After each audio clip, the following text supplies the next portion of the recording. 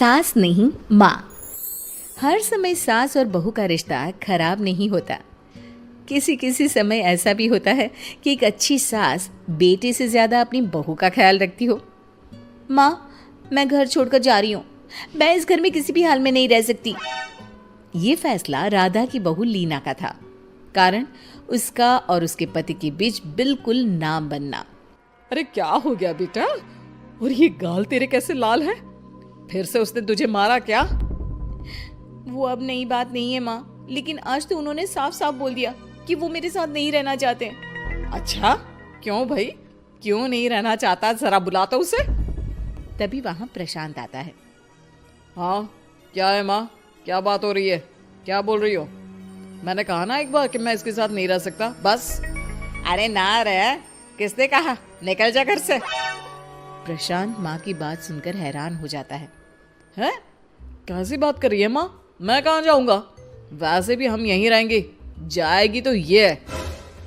लीना रोते हुए अपने कपड़े पैक करने चली जाती है और घर से निकल ही रही होती है कि रुक, तू कहाँ चली कपड़े लेकर?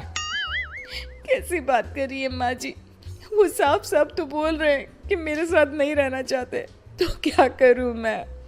हाँ, तो उसे ना रहना है तो ना रहे, जाए यहाँ से। तू भूल गई बहू, घर मेरे नाम का है, तेरे पति के नाम का नहीं। तो निकलेगा ये, तू नहीं। कैसी बात कर रही है माँ? मैं बेटा हूं तेरा, ये जाएगी घर से बाहर। ना ना बेटा, तूने मेरे लिए किया ही क्या है? अरे सारा दिन ये बहू है जो मेरा ख्याल रखती है, ये कमाती है और सारा खाना भी बनाती है, एक एक पैसा घर पर देती है। अरे मेरी कौन सी दवा है कौन सी नहीं, ये भी इसी को पता है। तुझे पता है क्या? तेरी दवा? तुझे क्या हो गया माँ? सही तो है तू? नहीं, माँ को बीपी और शुगर की प्रॉब्लम है। मैं आपको व्हाट्सएप कर देती हूँ, जो जो दवाई माँ लेती है बता देती हूँ। हाँ ठीक है, माँ की दवा रखने वाली, जा निकल घर से। सास को बेटे पर गुस्सा आ रहा था। अरे क्यों बोल रहा है बार बार चली जा चली जा? मैं इसे कहीं नहीं जाने दूंगी, यही तो मेरे लिए बुढ़ापे का सहारा है। बेटे को माँ पर गुस्सा आता है। वो घर छोड़कर जाने लगता है कि उसकी बीवी उसे रोक लेती है। देखिए, मेरे कारण आप अपना घर ना छोड़े, मैं दूसरे कमरे में शिफ्ट हो जाती हूँ। सोचिएगा कि मैं इस घर में हूँ ही नहीं। वैसे भी माँ का ख्याल रखने के लिए आपको किसी न किसी को तो रखना पड़ेगा ना। लड़का मान जाता है और बीवी के साथ रहने को हामी भर देता है। अब क्या, जब वो सुबह सोकर उठता, उसकी बीवी उसके लिए चाय बना कर रख देती, ऑफिस के लिए टिफिन और कपड़े साफ कर कर अलमारी में रखना। अरे क्यों काम करती है उसके? वो तो तुझसे बात भी नहीं करता। ना करे माँ जी, मैं ये मानती हूँ कि जो मेरा कर्तव्य है वो मुझे पूरा करना है, फिर चाहे जो हो जाए।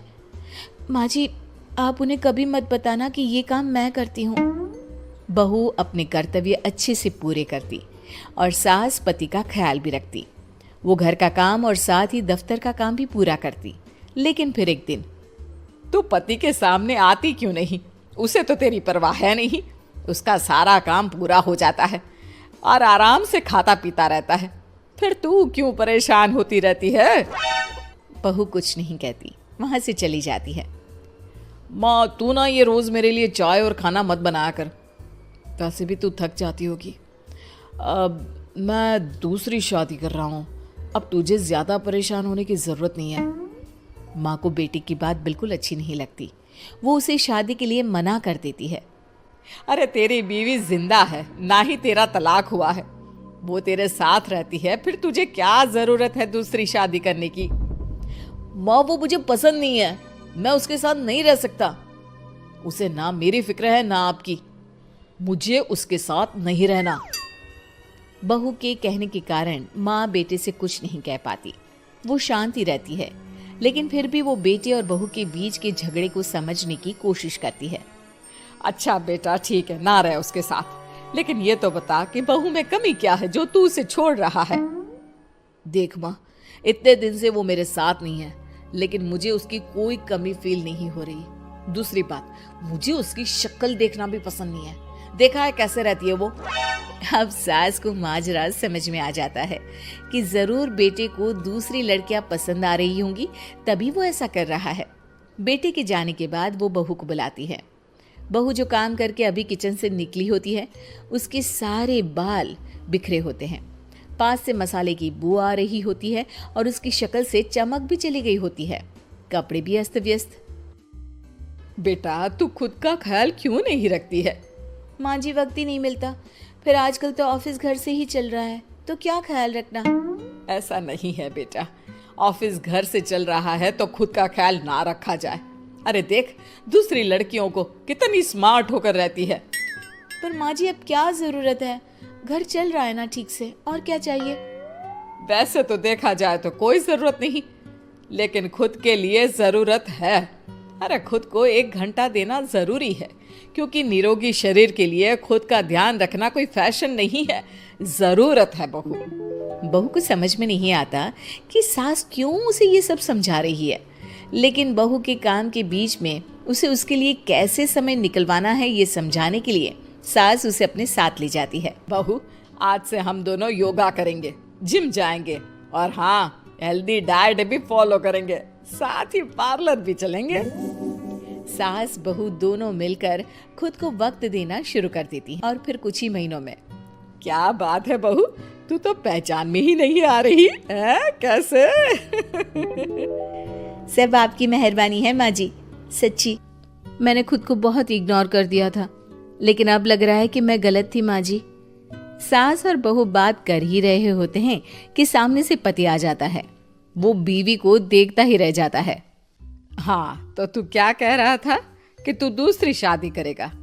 मैंने बहू से बात कर ली है। बहू, अब कल से तू जो इसे खाना बनाकर टिफिन देती थी ना, इसके सोकर उठने से पहले चाय रख देती थी, इसके कपड़ों से लेकर सारी चीजों का ख्याल रखती थी ना, वो छोड़ देना। कल से कोई और ला रहा है ये।